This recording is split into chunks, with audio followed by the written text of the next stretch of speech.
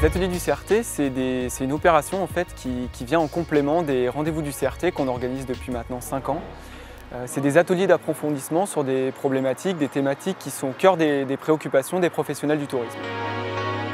La problématique, elle réside surtout avec l'arrivée d'Internet, d'une transparence totale de ces circuits de distribution et notamment de la structure tarifaire.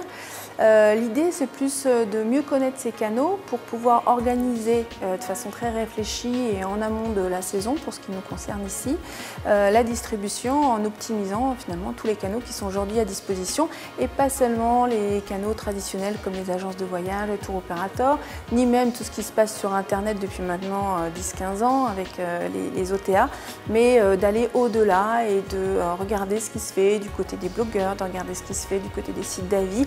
On va évidemment parler des métacomparateurs qui viennent d'arriver sur le marché et qui tiennent un rôle important dans la distribution aujourd'hui.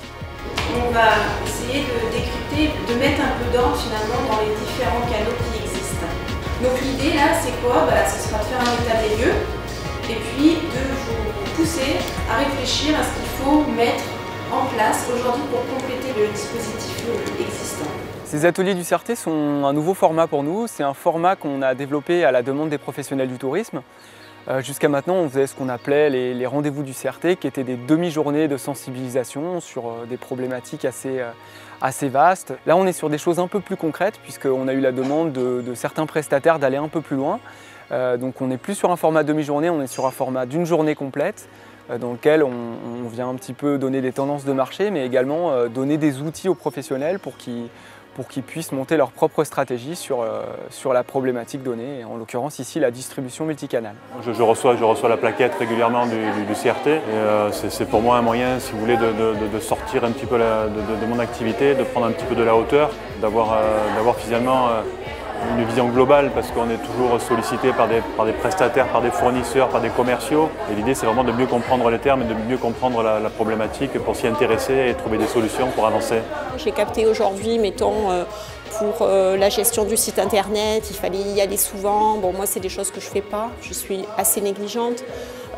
J'ai compris que les réseaux sociaux, c'est important, ce n'est pas tout à fait ma génération. C'est le mode de communication actuel et c'est aussi en fait je pense quelque chose qui paie à long terme. Moi je me suis vachement consacrée sur des réservations immédiates.